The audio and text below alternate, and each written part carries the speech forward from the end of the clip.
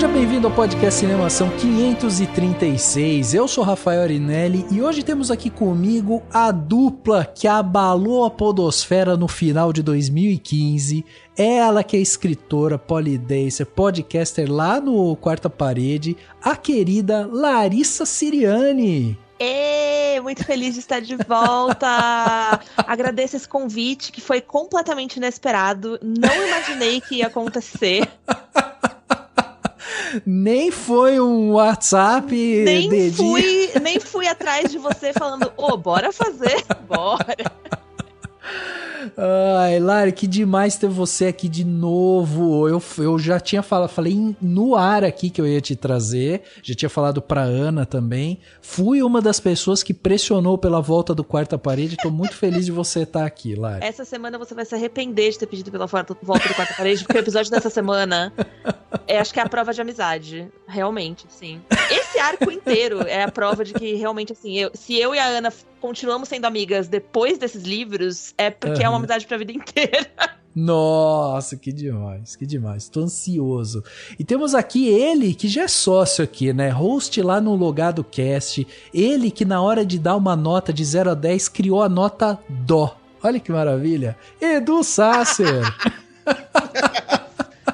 Ai, olha nós aqui outra vez, né, menino? Encerrando esse ano. Encerrando, Edu, e começamos bem o ano, estamos terminando bem o ano, hein? Graças a Deus, né, gente? Sobrevivemos, porque não foi fácil. Logadinho também vai entrar de férias, Edu? Menino, vai, né? Logadinho tem mais 3 episódios até a gente sair de férias. 3 episódios. Demais. E olha só, meus amigos, vocês aí que acompanham o Cinemação, estamos vivendo hoje um podcast histórico, e eu vou dizer por quê. Porque estamos revivendo aqui a dupla Eduriça, aqui no Cinemação, criador dessa dupla, devo dizer. A última aparição deles dois juntos aqui foi no podcast 373, quando a gente falou sobre Cela 7 e 365 DNI, por que filme ruim faz sucesso. Uma coisa boa. Meu Deus, eu não lembrava que tinha... Não vi nenhum filme ruim até agora, só coisas boas. Gente, foi muito engraçado. Quando você falou 300, eu fiquei, caralho, faz tempo. Aí, Cela 7, eu falei, puta que pariu, faz muito tempo.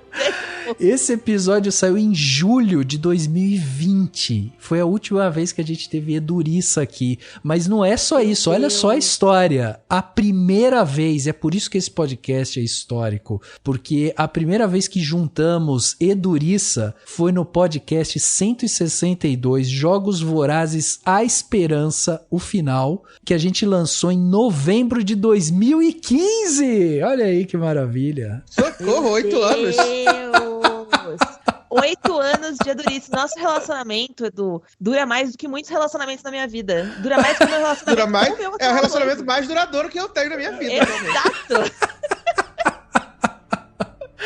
Não, e vocês veem que interessante, só Jogos Vorazes iniciou esse relacionamento. Por isso que eu não poderia fazer esse podcast aqui sem vocês. Era impossível. É isso. E ainda foi no encerramento, né? No suposto encerramento da franquia, né? Pelo amor de Deus, que seja encerramento. Por favor, Suzane Collins, nunca te pedi nada. Não faça mais. Deixa contar. Deixa como tá, se mexer mais estraga, isso aí. Pois é, olha só, então, a gente vai falar aqui hoje, né, porque estreou no dia 15 de novembro de 2023 o filme Jogos Vorazes, a Cantiga dos Pássaros e das Serpentes, um filme que se propõe a contar a história do como que é o nome dele? Coriolanus Snow. Todos eles terminam com anos. Né, gente? Eu amo. Ótimo, agora não erro mais. Coriolanus Snow, o cara, né, que durante muitos anos aí presidiu o Panem e de forma autoritária e cruel. E aí hoje a gente se reuniu aqui justamente para falar, né, sobre esse novo lançamento e logicamente que aqui no Cinemação, você que conhece, já conhece a história do Eduriça, já conhece a história aqui de tudo que a gente fala, né, sobre filmes, vamos dar spoilers. Por isso, se você ainda não viu o filme, pausa agora aqui, vai lá ver os episódios antigos, reviver essa experiência eduriça e volta aqui depois pra ser surpreendido e ver aqui, né, o que a gente vai falar sobre esse filme, porque tem muita coisa pra falar. E é isso, vamos bater um papo então sobre Jogos Vorazes, a Cantiga dos Pássaros e das Serpentes, agora no segundo ato desse podcast. How tantalizing to see all your shining young faces on this auspicious day. I am Dr. Volumnia Gall, your humble head game maker in charge of the War Department and all its affiliated concerns. I've broken free of my laboratory today to examine you, the leaders of the next generation. I won't be around forever after all.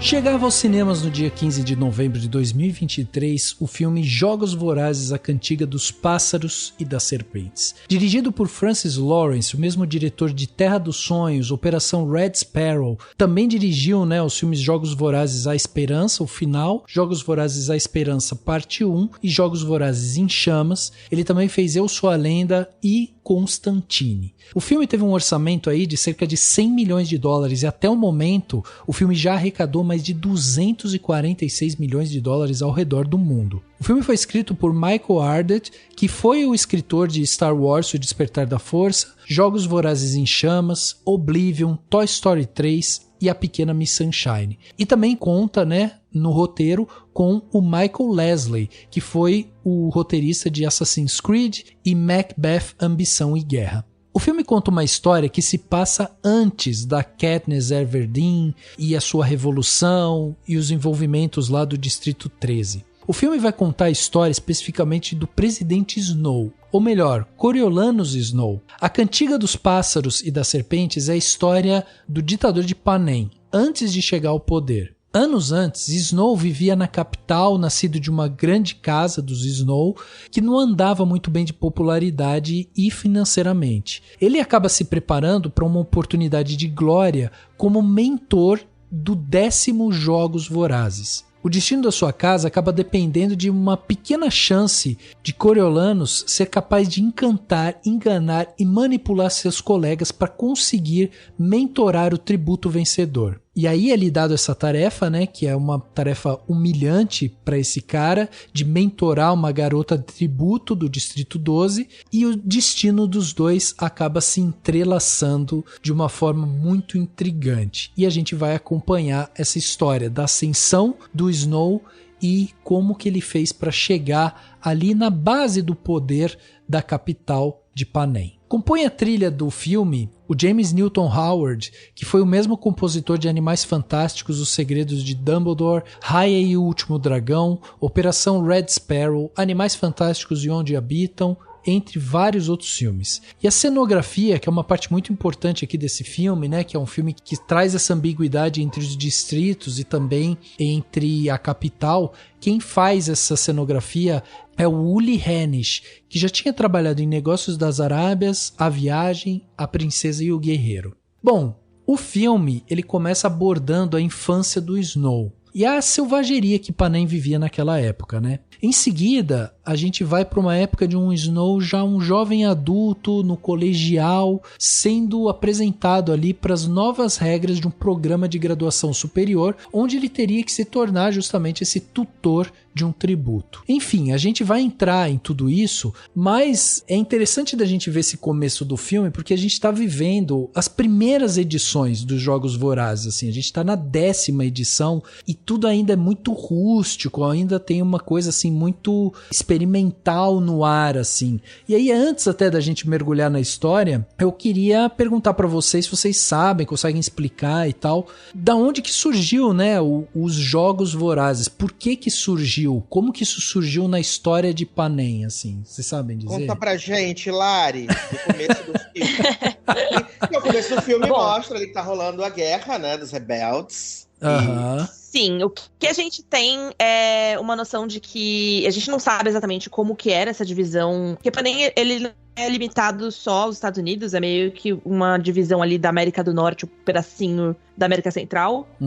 O que a gente não tem muita noção de como era esse mapa antes, o que a gente sabe é que houve uma revolução, houve uma revolta de grupos rebeldes contra o governo, e dessa revolta, que é o que eles chamam dos Dias Escuros, foi como surgiu a Panem como a gente conhece, dividida nos 13/12 distritos, né? Porque o 13º é o distrito que supostamente foi eliminado, desapareceu, que a gente lá no final de Jogos Vorazes descobre que, na verdade, estava ali o tempo todo. Durante esse... Só você não viu. Só você não viu. Só você não viu. E durante esse conselho de guerra, pra fechar aí o pós-Dias Escuros, né? Nessa formação do início de Panem, como se fosse... comparativamente de um jeito meio bizarro, assim, a comissão da anistia, sabe? Ficou-se delimitado que, como uma forma de punir os rebeldes, suas agressões e pelo início da guerra dos Dias Escuros, eles iriam coletar jovens, né? Um menino e uma menina de cada um dos distritos para fazer com que eles guerreassem até a morte, tendo somente um vencedor. E essa seria uma forma deles simularem, por assim dizer, a guerra anualmente. Importante dizer que isso é uma coisa que a gente descobre mais pra frente no Cantiga de Pássaros, que essa era uma ideia que era pra ser um evento de um único dia. Era pra ser uma única edição especial. E por causa de ninguém menos do que o pai do Snow, formou num evento anual. Então a família Snow é responsável pelo evento. Vagabundo.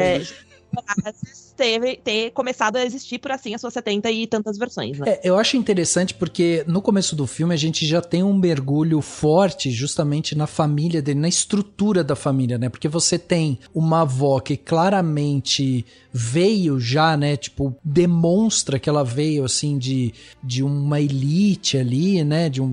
Ela tinha um certo poder, uma certa influência e tal, mas o Snow e a prima dele, né, a Tigris, né, eles parece que não desfrutaram muito disso, e é interessante que eles demonstram isso já na primeira cena, né, porque quando você vê o pequeno Snow com a Tigris andando por aquele cenário escuro, um homem indo ali, né, pra comer um outro corpo e tal, você vê aquela situação assim, você já percebe que ele não vivenciou os dias de glória da família Snow. Isso é interessante da gente já perceber, né? Sim, foi uma família que perdeu tudo durante a guerra. Perdeu tudo. Exato, que a gente vê os soldados irando falar que o pai dele faleceu, ficou com Deus, mas devia ser uma pessoa ótima, então já foi tarde, né? Seu pai foi de Americanas, graças a Deus. Exato, aí ficou com a avó Bolsominion lá. Mas eu acho que uma coisa que é muito interessante desse começo é a gente parar pra pensar que a situação, por exemplo, do Snow... Na verdade, a situação da capital como um todo, né? Porque a referência que a gente tem da capital e de Panem é uma referência de Jogos Vorazes, que se passa 60 anos depois né, do Cantiga. E a gente tem uma referência de uma capital muito extravagante, de tudo sendo servido lá em extremos, né? Então você tem muita comida, você tem muita cor, você tem muitos extremos de várias coisas, né? É a metrópole exacerbada. E a realidade deste começo de metrópole é muito diferente. Você tem, né, até, principalmente nesse visual, é perceptível, né? As cores são mais apagadas, você não tem tanta informação visual. A situação das pessoas que vivem na capital não é tão distante ainda da situação das pessoas que vivem no distrito. Exato, Tanto que, tipo, um dos motivos que leva o Snow a, de uma certa forma, se dar tão bem logo de primeira com a sua tutelada, né, que é a Lucy Gray, é o fato de que ele também já passou fome. Ele passa fome diariamente. Ele, tipo, vive numa situação muito persistente. Então existe uma proximidade dele, enquanto ao mesmo tempo tem um reforço constante de que você na capital participa, mesmo que você esteja passando fome, você participa de uma elite que é muito distante da realidade dos distritos, porque eles são selvagens, né? É eles versus nós. Nós somos a população, a sociedade, e eles são selvagens. Agora tem uma coisa, porque quando a gente tem aquela cena dele criança, a gente pode entender mais ou menos ali que ainda não existia, naquele momento ali dele criança, ainda não existiam os Jogos Vorazes. Ali seria o quê? O finalzinho da guerra, então? Ali é o período do que eles chamam de Dias Escuros. Ah, tá. Entendi. Porque esse lance, a gente vê que é tudo muito... É isso que me chamou a atenção, assim, como esse filme, por ser um prelúdio, né, de Jogos Vorazes, da trilogia que a gente conheceu e tudo mais. É interessante da gente ver justamente isso, que ainda as coisas estão muito embrionárias, assim, a gente tá vendo tudo muito experimental, assim, né? Como você falou, assim, a distância ainda não é tão grande. E quando a gente vai depois assistir Jogos Vorazes, tipo, você vê que a desigualdade aumentou num nível, assim, exponencial. Foi incrível, assim, o quanto que houve essa distância. Então é interessante realmente da gente observar isso e como ele tem essa conexão, mas ao mesmo tempo ele carrega com ele essa... É um orgulho, uma certa arrogância desse lance dos Snow, assim, né? Ele sabe que veio de uma família abastada e tal, e ele tenta manter aquela pose, assim. E isso é uma coisa muito dele, né? Dele que eu acho que é passado pela família, né? A avó é essa pessoa, né? A avó é... Não, que é bem isso mesmo. Ele tem essa prepotência dentro dele, né? Até porque ele veio de uma família que era uma família da situação, né? Ele começa a cair em desgraça quando o pai morre, mas ainda assim, pro mundo exterior, eles nunca assumiram que estavam na pior. Né? Eles estavam sempre lá, Luísa Marilac na piscina, seus bons drinks, né? Só que era essa merda que tava, né? E, tipo, a gente fala dessa questão dos jogos serem muito arcaicos e tal, porque quando a gente conhece os jogos, né, na 74ª edição, o vencedor ganha as riquezas, vai morar num lugar separado. E aqui não. Sobreviveu, bichão. Esse é teu prêmio. Entendeu? Volta lá volta para casa, sim. Exato, Esse é teu prêmio. Mas eu acho que, pra mim... Uma coisa que eu acho interessante é você perceber como esse começo de vida do Snow é tão determinante pro que ele vai tornar Panem e os Jogos Vorazes na época dele. Porque o que ele faz, né? E inclusive, são as ideias que ele propõe, né? Primeiro que assim, eu acho que é muito determinante a gente pensar nessa arrogância constante do Snow pra entender que ele nunca está completamente do lado da Lucy Gray. Exato. O Snow, ele tá sempre completamente do lado dele. Né? Do lado dele, exatamente. Ele tá do lado dele mesmo, porque ele também, de uma certa forma, é um sobrevivente. Ele também tá lutando pelo seu. E eu acho que tanto o livro quanto o filme fazem um trabalho fantástico, assim, de você dar uma certa passada de pano pra ele, porque você fica tipo, putz, eu não tenho como te defender, mas ao mesmo tempo eu não tenho como falar pra você que você tá errado. Sim. Então é uma situação, são esses tons de cinza, assim, né, que eu acho que bagunçam muito e tornam interessante a dinâmica com ele. Mas o que ele percebe muito cedo, e é o que ele transforma num plano de carreira, é que não adianta nada você só querer impor medo, você precisa impor desejo. Então, por que mais pra frente existem distritos que são carreiristas? Por que a gente mais pra frente tem pessoas que estão focadas em ganhar? Por que isso depois, eventualmente, não é discutido, apesar do fiasco que são os primeiros 10 anos de Jogos Vorazes? Porque você transforma os Jogos Vorazes, e principalmente você transforma o estilo de vida da capital e de Panem num produto que as pessoas querem consumir. Então as pessoas estão sempre nesse super consumo, e quem acha que pode chegar lá, faz de tudo pra chegar lá, que é o caso desses distritos mais próximos que tem, enfim, que tem essa coisa de ser carreirista e tal, que eles se voluntariam desde muito cedo pra jogar. Então eu acho que isso é uma esperteza muito grande, e é a esperteza que a gente percebe que ele tem ao longo do filme, de propor coisas que são tipo, tá, mas vocês não estão preocupados em fazer um bom show. Um bom show não é feito com medo, um bom show é feito com desejo. Sim.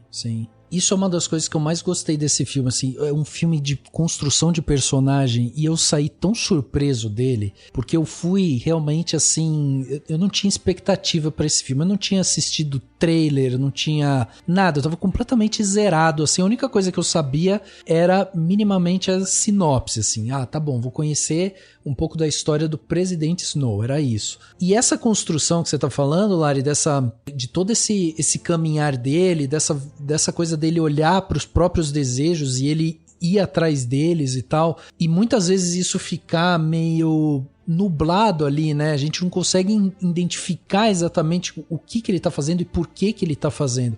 E aí, até eu achei interessante quando você falou assim, que isso vai refletir justamente enquanto ele é um presidente, porque é muito isso, assim, é um reflexo do olhar dele para aquilo. Então, quando a gente olha para essa Panem já com uma capital super evoluída, abastada, em abundância, com comida e não sei o que e tal, isso é muito essa imagem que o Snow quer de poder e de controle. E aí, quando você faz essa relação com ele mais jovem, dá para entender que ele criou todo um mecanismo, né, ali, ele foi desenvolvendo isso justamente porque ele foi entendendo que a partir dessa visão dele, da perda, do que ele se viu ali envolto, né, a tudo isso, a todos os desgastes entre as pessoas, as mortes, a maneira como ele fez para chegar até o topo, e como ele foi visto também como bem-sucedido a partir do momento que ele começa a pisar nos outros para subir também e tal. Então, quando ele vê isso, é completamente natural ele criar toda uma estrutura da civilização ali que ele tá presidindo para dar justamente como prêmio justamente essa questão de, se você conseguir ser sacana, se você conseguir subir, se você conseguir, né, ter essa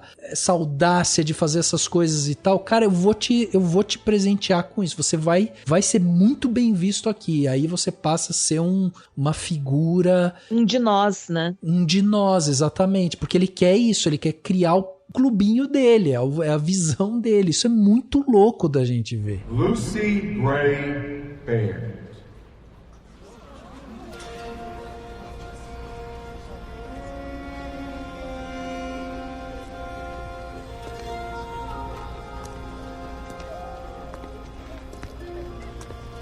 Sing your way out of this one, Lucy Gray. What is that dress? She's some sort of clown? Lucy Gray. I didn't know. I'm sorry.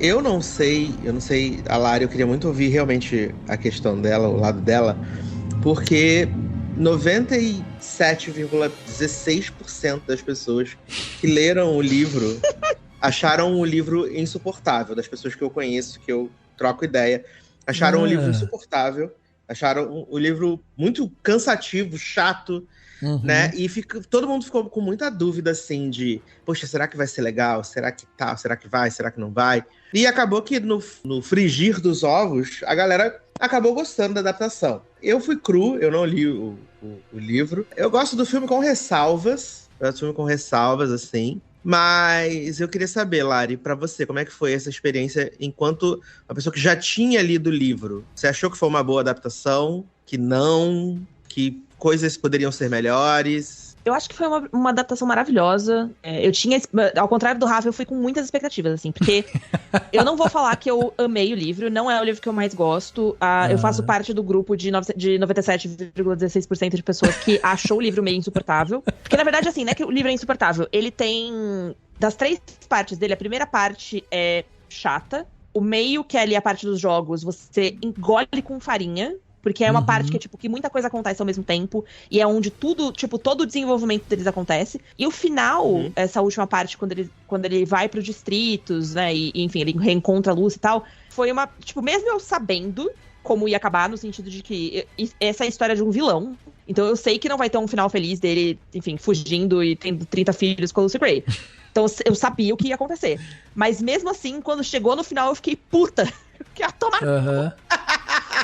Vontade de tirar o livro pela janela, porque assim, fiquei muito pistola. E na verdade, as coisas que me deixaram pistola, e eu percebi isso depois vendo o filme, que o que me deixou pistola, na verdade, é porque o ritmo das coisas no final, daquela cena, né, quando eles fogem, eles vão pra cabana, ele meio que, tipo, mata ela, mas você não sabe se matou ela, enfim, tem todas essas coisas acontecendo ali. No livro, isso acontece em, tipo, 3 páginas. É um ritmo muito diferente do restante. Então, tudo se arrasta no livro. E aí, esse final acontece, tipo, muito rápido. Muito rápido. Que é uma coisa que, pra mim, é um ponto forte, assim, da Suzanne Collins. Que eu lembro que quando eu tava lendo A Esperança, a morte da Prim acontece mais ou menos assim, né? Tipo, é em um parágrafo, e aí você fica meio que sem saber se ela morreu ou não, até você ler o restante do livro. Então, pra mim, foi meio que essa pegada, assim. Tipo, ela faz de um jeito que é rápido, de tipo, todas as coisas aconteceram muito de uma vez. E nesse caso, você fica com essa dúvida se ela morreu ou não, porque você não tem essa resposta. A gente não sabe se ela morreu na floresta, se ela conseguiu fugir, foi feliz pra sempre, se ela foi... Sei lá, que porra que aconteceu. E no filme isso funciona melhor, porque o ritmo é diferente. Então, eu achei uma adaptação muito feliz, assim, em tudo. Eu acho que tem um cast fantástico. Eu acho que eles fizeram um trabalho excelente de selecionar o que ia entrar do livro ou não. Grosso, assim, os 90% do livro tá ali. Não é uma adaptação que você fala, nossa, porque não mexeram em absolutamente nada. É uma adaptação muito, muito on point. E eu acho que, principalmente, eles fizeram um trabalho lindo de cinematografia, assim, pra você comprar a diferença. Porque seria muito fácil você reutilizar uma estética só aplicando ela pra, tipo, isso aqui foi um tempo antes. Então, é a mesma capital, só que com carros antigos. Tá? Você não tem isso, você tem uma capital que é completamente diferente, você tem uma paleta de cores completamente diferente, você tem um jeito de filmar que é completamente diferente, você tem tudo completamente diferente, assim. Eu acho que foram escolhas muito felizes que eles tiveram ali pra esse filme, que tornaram pra mim uma experiência maravilhosa, tanto que eu sabia exatamente o que ia acontecer a cada cena, porque apesar do filme ser insuportável, do livro ser insuportável, eu memorizei ele, porque eu demorei 3 meses pra conseguir ler. Então ele é um livro que pra mim, tipo, eu vivi muito ele, muito intensamente, assim. Então mesmo eu sabendo o que ia acontecer a cada próxima cena, acontecia e eu ficava, tipo, travada no assento do cinema, sabe? Tipo, meu Deus, não acredito que isso aconteceu. Sim. E eu acho que isso pra mim é um sinônimo de um filme muito bom, assim, de uma adaptação muito boa, que eu consegui consumir sabendo o que me agradou e o que não me agradou, mas ao mesmo tempo, tipo, amando como um produto independente, sabe? Eu nem comparei ele ao livro pra mim. Pra mim ele é um produto independente forte, assim como os outros filmes da franquia também são. Eu acho que esse filme, inclusive, em termos de estrutura, né, de cinema, arco o arco do herói e tal, tudo aquilo que a gente já conhece, o filme, mesmo sendo uma história de um anti-herói, né, de um vilão, enfim, da criação, né, desse vilão, de como ele se tornou esse vilão, o filme ele faz exatamente a pontuação necessária para fazer essa construção. Então eu acho que inclusive é um filme muito feliz para quem quiser também entender um pouco mais sobre essa questão de estrutura de histórias, assim, de como você construir histórias, porque você tem um personagem central muito forte, ele é muito tridimensional, né? Você consegue ver as aflições dele, os medos, os amores, as tensões, os tesões também, você consegue ver tudo. E aí você vai ter alguns outros elementos. Você tem o chamado, né, para aventura, você tem a anciã, que seria essa figura, né, da Volúmia Gaul, que é vivida pela Viola Davis, que seria a mestre dele, né, a pessoa, o guia.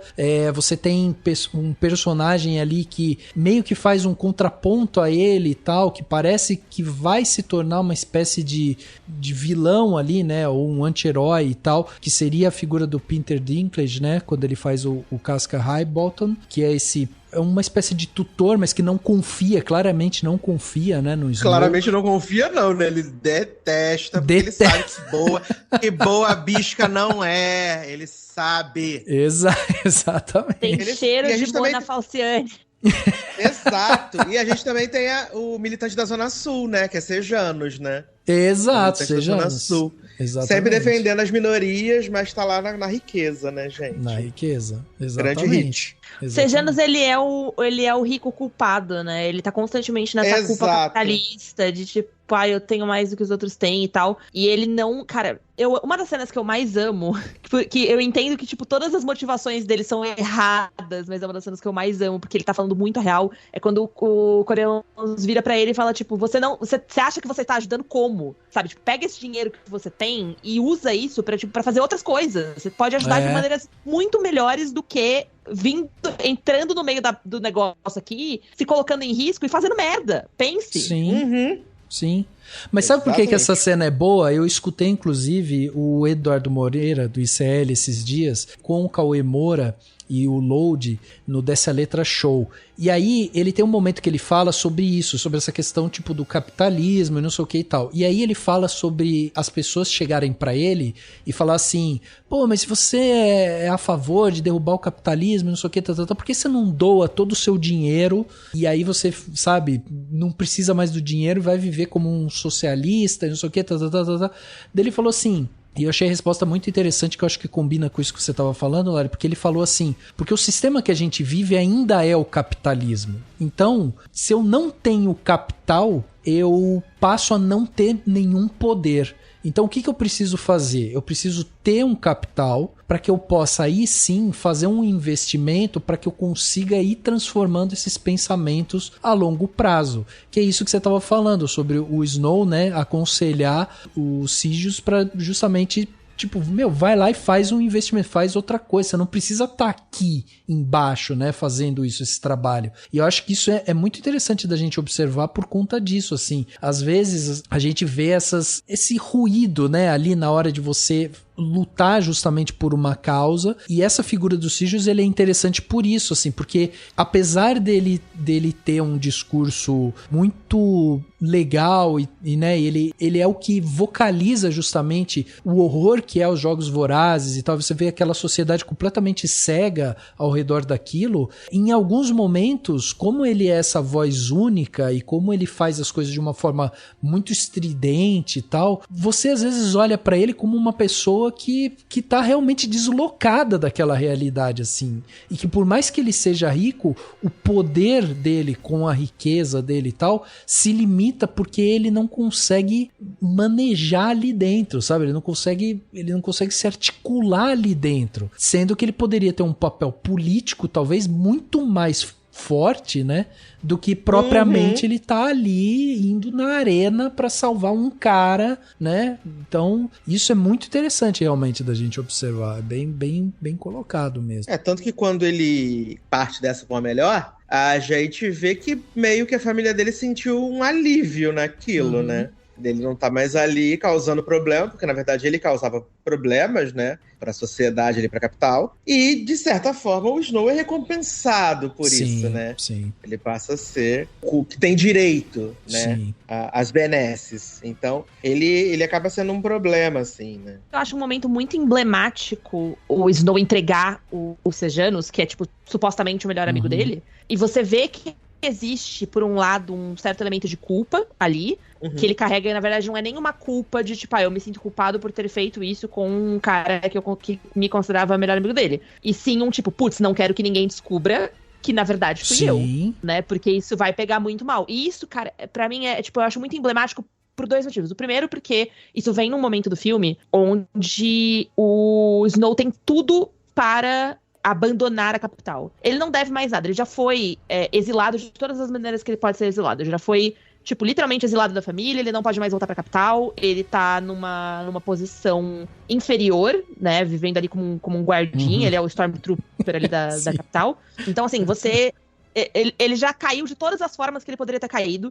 Ele não tem absolutamente nada a ganhar, em teoria, com isso.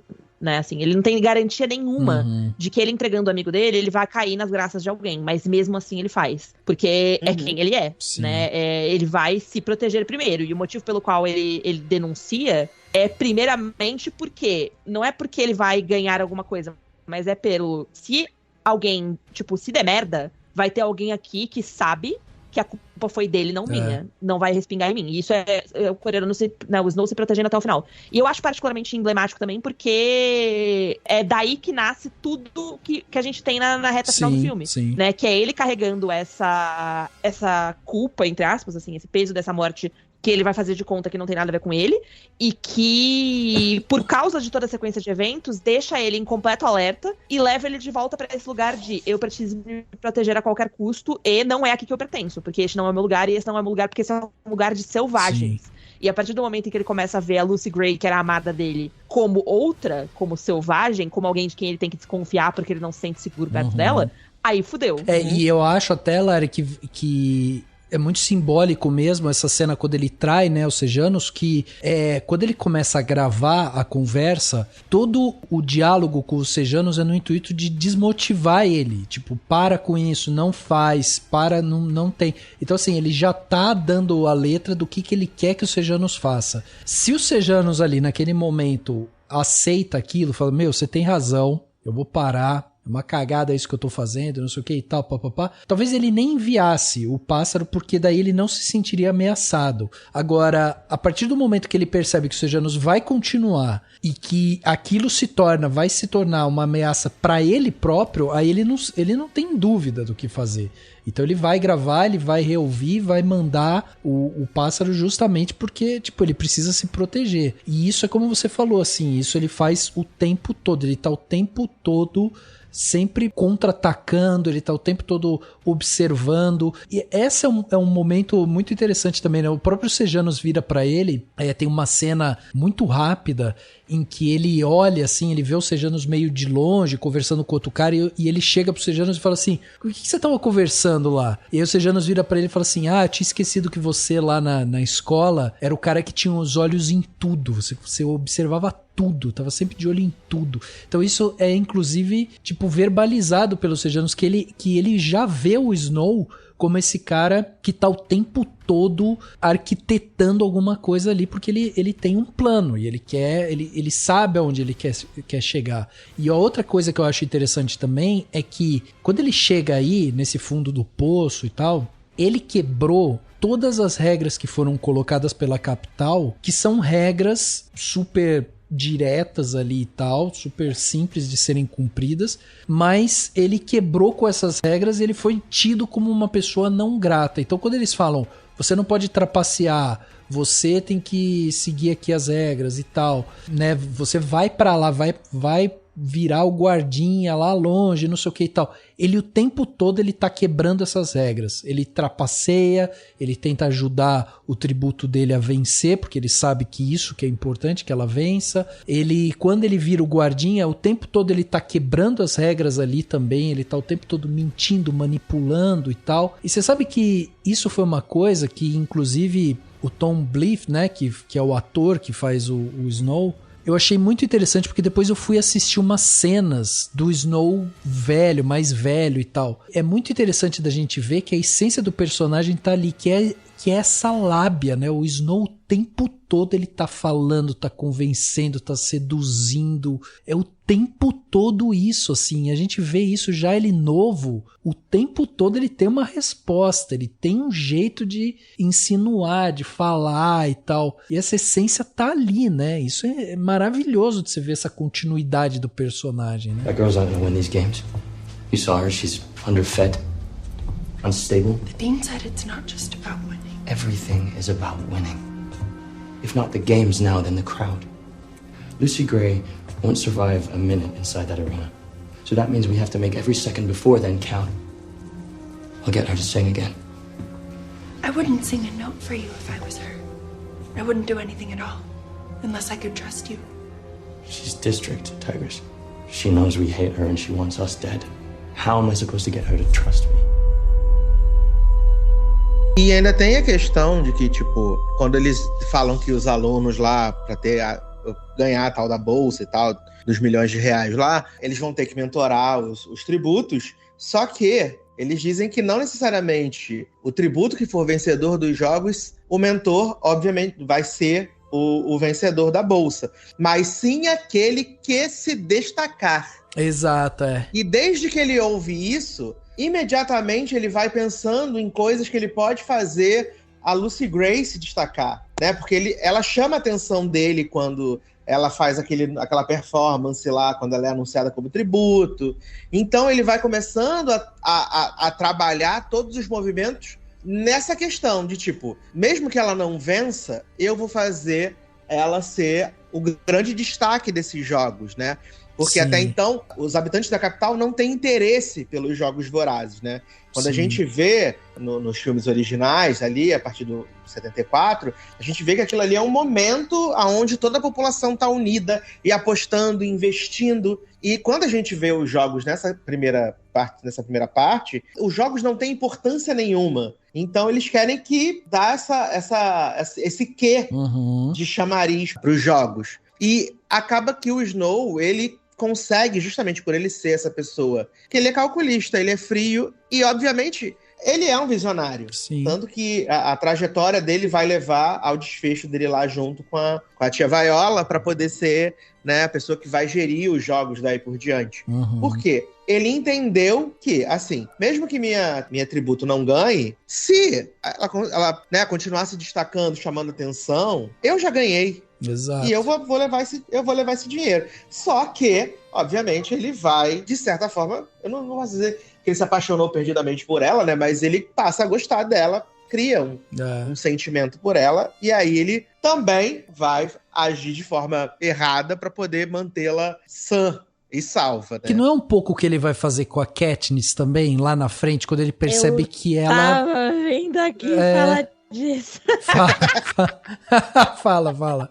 Eu liguei o microfone pra falar exatamente isso. Não, assim, eu acho que antes até da gente pensar sobre como vira a relação dele com a Katniss, eu acho que o Cantiga, ele tem uma ferramenta fundamental pra gente entender por que ele odeia tanto a Katniss, né? Exato. E por que ele usa tanto dessa manipulação e dessa propaganda em cima da Katniss pra tentar moldar ela na não ameaça. Porque com a Lucy Gray e com a experiência dele nesses jogos, ele entende duas coisas. A primeira é que você não tem como criar um evento sem que os personagens sejam relacionáveis. Então assim, é tipo, putz, me fala aí 3 pessoas da edição 2022 do Big Brother. Não sei quem foram as pessoas que participou. Nenhuma delas foi relevante. Agora, se você perguntar pra mim da 2020, que foi a edição lá do Vigor e da Juliette, eu sei o nome de todo mundo. Eu assisti essa porra? Não. Mas eu sei o nome de todas as pessoas que passaram por lá, porque criou personagens icônicos e criou uma relação com o público. E eu acho que nos Jogos Vorazes é a mesma lógica, assim. Você percebe naquele... Que é uma coisa que ele percebe desde muito cedo, que não adianta você não construir a identidade do tributo antes dele ir pra lá. Sim. Porque se você não construir uma relação com o público antes dele entrar na arena, quando ele estiver na arena, ninguém vai ligar, ninguém tá torcendo pra ninguém, porque a torcida, ela vem de uma intimidade, ela vem de uma falsa intimidade, né, que o público cria com os seus personagens, com essa ideia de que você conhece eles através das entrevistas. Sim, mas principalmente através da exposição, através dessa ideia do tributo como um produto, dessa coisa deles serem expostos de uma maneira, né, que no caso do Cantiga é literalmente uma jaula de zoológico. Sim. Mas o que eles fazem no 74º? É um desfile com os tributos arrumados. O que é isso, se não um desfile de circo? Exato. Sabe? Eles continuam sendo atrações que estão ali para serem admiradas e cujo dinheiro tá ali para ser investido pelas pessoas da capital. Então, o que ele percebe é isso, em primeiro lugar, né? Que você precisa construir uma relação com as pessoas e que essa relação, ela não pode se estender para além da barreira dos jogos. Porque se você começa a enxergar aquela pessoa como humana, você também não tem interesse em apostar na sobrevivência dela, porque aí você se revolta com a ideia de um outro ser humano sendo submetido a isso. E aí ele percebe que o erro dele com a Lucy Gray foi ter enxergado ela como humana. Porque a partir do momento em que ele humanizou ela, se aproximou, não sei o que, ele deu margem pra ela, enfim, né, ver esses outros lados dele. E ele precisou relembrar de que ela é menos do que humana, e que sendo menos do que humana ela não merece, enfim, dignidade nem a vida. E é o que ele percebe depois nessa construção que a gente vê até chegar na Katniss, e é o que ele percebe na Katniss também. O problema não é a Katniss ter sido vista como favorita. O problema não é as pessoas gostarem da Katniss. O problema é as pessoas verem a Katniss como uma pessoa. Exato. Vocês corromperem essa parede do que separa o produto do público, né? Porque aí você deixa de imaginar aquilo como, tipo, você não é mais a garota que todos querem ter, é a garota que todo mundo quer proteger. É o que todo mundo, que você enxerga como algo que merece misericórdia.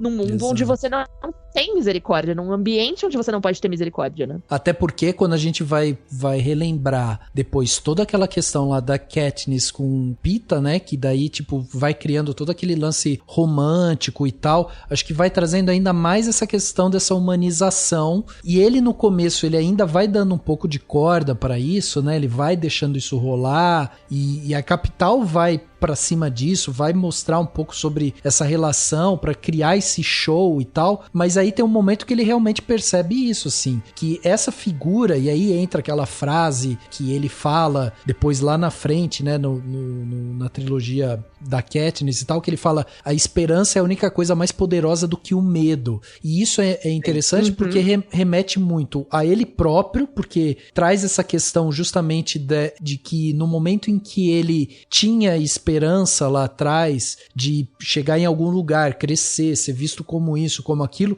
ele se alimentou disso. Só que ele também soube usar a ferramenta do medo para conseguir, né, de alguma maneira, galgar esse lugar ao sol, que era o que ele estava esperando. Então, ele conhece muito bem essa vontade, essa esperança de chegar em algum lugar e conhece também os poderes do medo, e ele consegue equilibrar o jogo nisso. E aqui, quando a gente vai pensar na Lucy Gray, ele enxerga nela, inclusive um pouco dessa questão, dessa humanização, porque como ela traz um pouco dessa esperança pro pessoal do distrito, ela tem uma coisa, né, de encantar ali e tal, então ele vai usar isso, só que ao mesmo tempo, eu acho interessante como ele embute também dentro dessa questão dessa esperança, tanto na Lucy Gray quanto lá na Katniss e tal, ele embute também a questão do medo ali, porque apesar de você dar esperança, quando você gera o medo da perda dessa esperança, as pessoas ficam vibrando com aquilo, né? Elas ficam completamente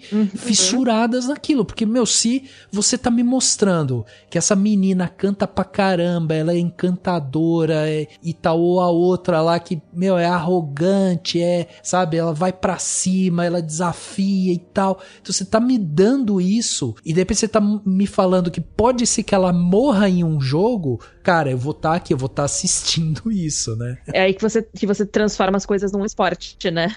Exato, exatamente. Tem uma fala dele também lá da trilogia original, né, que é que uma fagulha de esperança é boa, mas você precisa controlar aquilo, que é o motivo, a gente novamente, né, você pesca muitas coisas da trilogia original pra esse filme, assim, isso dessa contenção de esperança, o ato de você ter um vencedor e desse vencedor ser tratado como um vencedor, porque você... É tudo uma grande manipulação, né? O que ele traz pra dentro dos Jogos Vorazes, na real, nada mais é do que um pensamento de marketing, assim. Exato. É tipo, se você quer deixar uma marca, você precisa construir uma marca. E até aquele momento, os Jogos Vorazes não são uma marca, são apenas uma coisa que passa na televisão que ninguém quer assistir. E ele percebe que, tipo, precisa ser compulsório, que precisa ter um objeto de desejo, que precisa ter interação com o público. E são todos os elementos que, quando você vê no todo, às vezes eles não gritam tanto com você, dependendo das referências que você tiver. Mas pensando neles separadamente, pra mim é muito automático, assim, pensar nessas coisas separadas e falar, cara, a gente já vive essa distopia. Né? A gente já vive isso hoje. Literalmente, eu ia falar que, né, só faltavam as pessoas se matarem, mas, porra, Netflix tá aí com o negócio do Round 6, sabe? Que as pessoas morrem metaforicamente. É tipo, você pegou um programa que critica isso, e aí você vai lá e transforma isso num reality show. Exato, exatamente. Tanto que eu acho que tem uma coisa muito simbólica também, que é quando chega lá no final e a doutora Gale vira pra ele e fala assim, eu vou te perguntar de novo, o que são os Jogos Vorazes? E aí ele vai falando e tal, e ele meio que expõe, né, que é essa visão do que é realmente o mundo, e a gente precisa lembrar as pessoas de que o mundo é isso, é você, né, morrer ou ser morto. E essa frase também lá na trilogia ele vai falar, né, ele fala que esse que é o dilema, matar para não sermos mortos. Então ele ficou com isso, tipo, essa ideia é a ideia que nutre ele, assim, tipo, ele precisa ser o mais cruel possível, ele precisa ser o cara mais poderoso possível, porque senão ele vai ser morto. E isso é muito interessante. E aí eu acho que também tem uma outra coisa, que é outra frase que também na hora me pegou, assim, que é quando o Highbutton tá ali sentado, é o último diálogo entre eles, né, antes dele envenenar o cara e tal, e aí o Highbutton vira pra ele e fala assim, não sei se você soube, mas ninguém sabe o que aconteceu com a Lucy Gray, estão achando que ela pode ter sido morta, isso, aquilo, não sei o quê, e ele fala, e essa incerteza é o suficiente pra levar uma pessoa à loucura. E ele fica com uma cara completamente espantado com isso, porque o fato dele não saber o que aconteceu com a Lucy Gray incomoda demais ele, assim. Ele demonstra isso, assim, naquele olhar. E eu acho que isso é uma coisa interessante da gente reparar, porque, novamente, quando a gente vai fazer a comparação, né, com o filme que tem a Katniss e tudo mais, a Katniss meio que ressuscita essa figura da Lucy Gray na memória ali, né, naquela memória do próprio Snow. Por quê? Porque a Katniss, ela tem traços muito semelhantes à da Lucy Gray. Ela tem a questão do amor pela família, no caso a Lucy Gray pelo aquele grupo dela, né? A Katniss acaba simbolizando muito justamente sobre essa parte da determinação. Ela tem uma habilidade única, né? No caso da Katniss é o arco e flecha, da Lucy Gray é o canto. Existe toda essa questão da desconfiança também. A Lucy Gray, ela demonstra isso também, que ela não confia plenamente em tudo que tá ali ao redor dela. A Katniss também tem isso e tal. E existe também a questão da parte da resistência, né? Ou seja,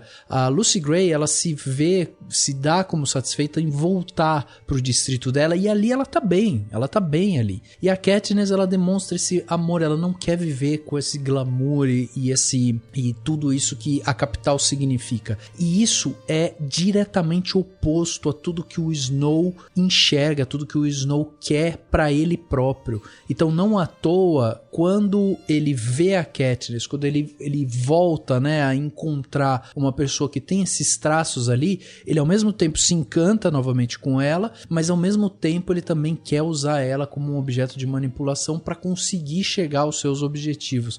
Então, quando a gente vê essa frase sobre deixar a pessoa maluca porque ela não sabe o final, ele não sabe realmente o final da Lucy Gray, mas a Lucy Gray, ela volta a ser revivida por essas memórias e por personalidades que vão compor ali a vida do Snow dali pra frente.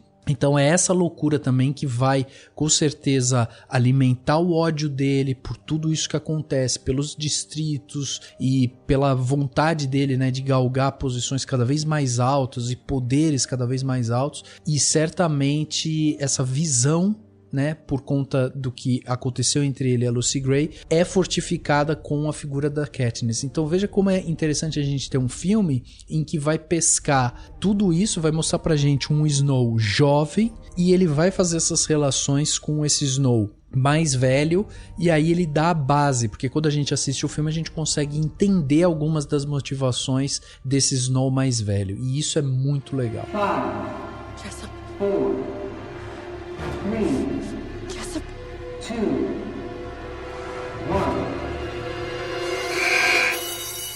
Run.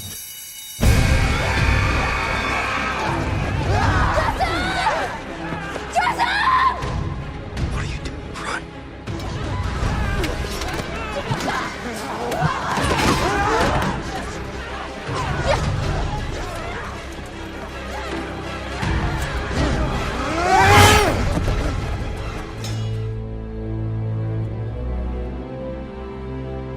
Mas o que eu amo mesmo são as pessoas que disseram que, na verdade, o Snow é pai da Katniss.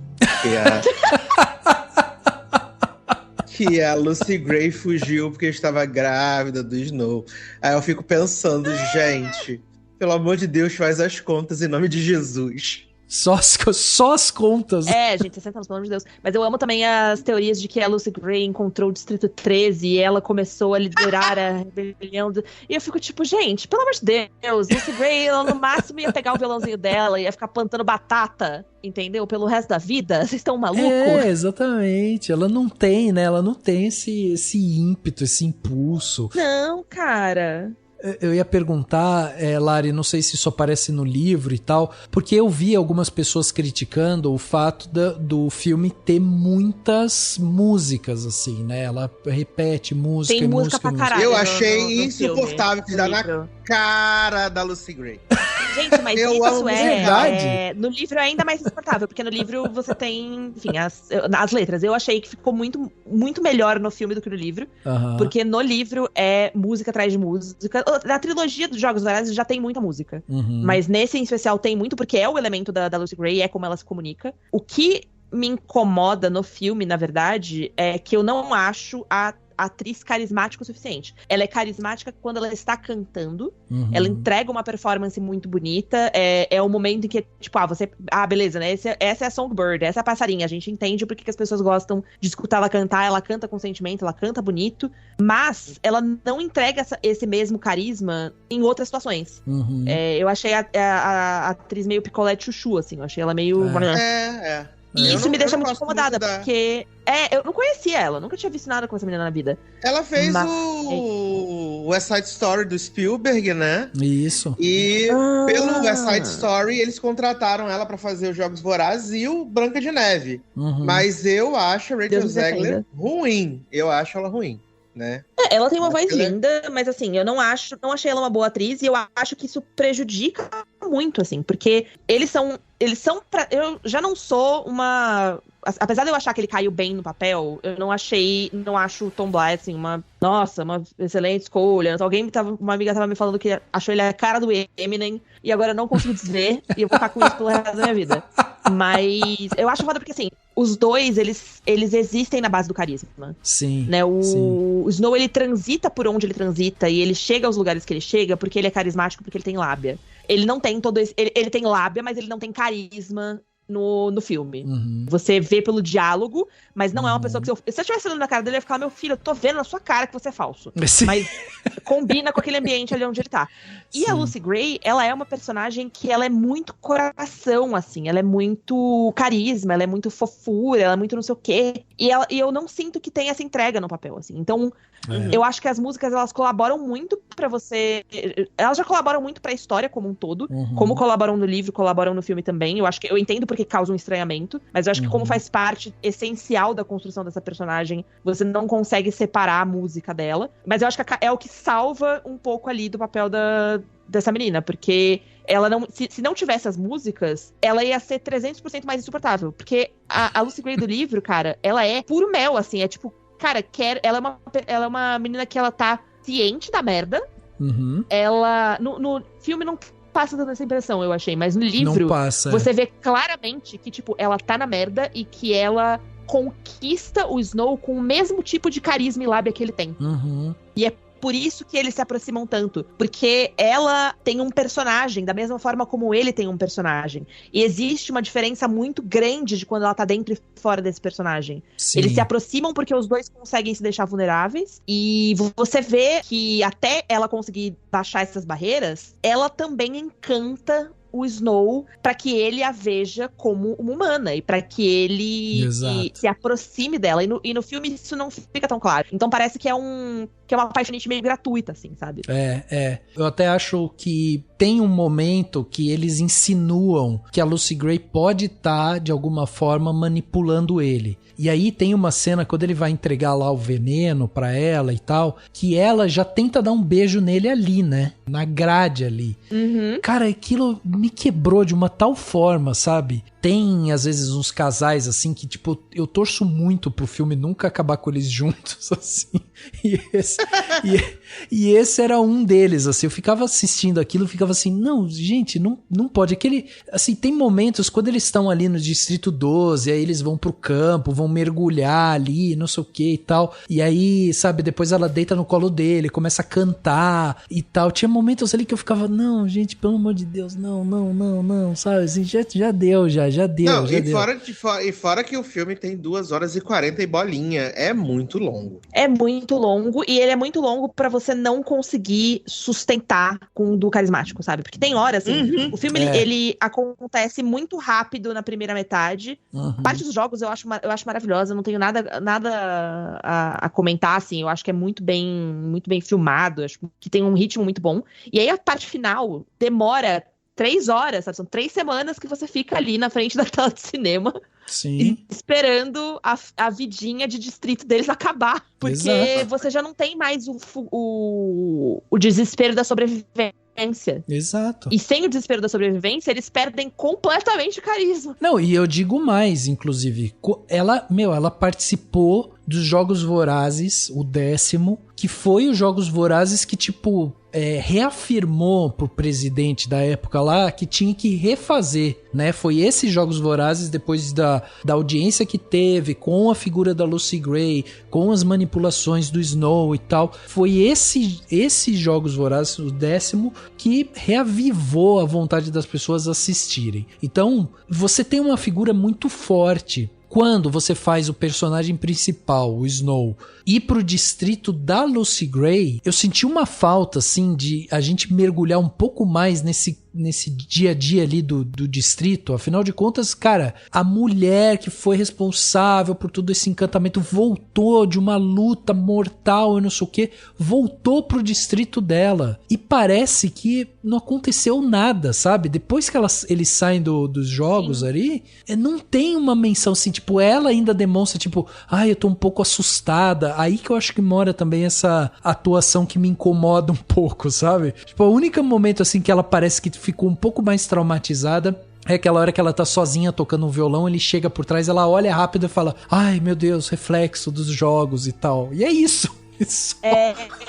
Ela convence zero, assim, tipo, ela parece exatamente igual antes e depois dos jogos. Exato, tipo, depois ela vai nadar, tá convivendo com os amigos ali e tal, sabe? Isso que é, assim, isso realmente... E até como você falou, Lari, tem uma coisa ali que ele passa sempre essa desconfiança. A gente tá o tempo todo olhando pro Snow e desconfiando dele, olhando e desconfiando. Daí tem horas que a gente fala, tá bom, vai, eu entendo isso que você tá fazendo, sabe, é uma situação complicada, você precisa fazer e tal, papapá. Em toda essa construção durante os jogos, quando ele vai manipulando a situação ali, né, e ali a gente já vê também um pouco, né, um rascunho do que vai ser os Jogos Vorazes depois de 60 anos, tipo aquele momento em que ele manda 8, 9 águas lá pro negócio, tipo aquilo ali é muito Jogos Vorazes 100, né, porque tipo, é muito tipo, esse negócio voando, caindo, não sei o que, tipo, interferindo com o meio ambiente. Rudimentar, né? Rudimentar, exatamente. Então dá pra ver que,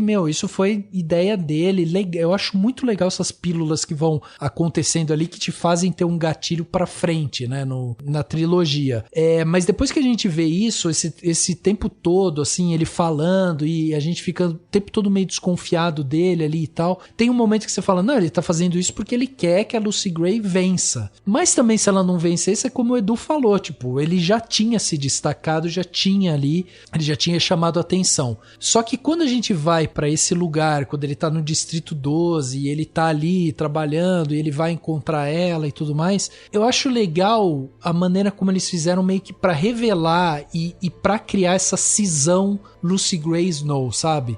Porque eles têm um evento trágico ali de morte, onde ele já demonstra um pouco desse negócio de matar ou morrer, né? Que ele acredita, que ele mata aqueles caras lá, e daí ele fala que tem que esconder a arma e tudo mais. E aí ele vai falar sobre as pontas soltas, que não pode ter ponta solta. E aí é interessante, porque quando ele comete o ato falho de falar que ele já tinha tido 3 mortes, ela fica tipo, eu só conhecia de 2 e tal. Ela e aí ele vem... assim, como assim, meu anjo, 3 mortes? Aí ele fica assim, eu matei o meu interior, morri pra viver, igual André Surak. Matei eu mesma.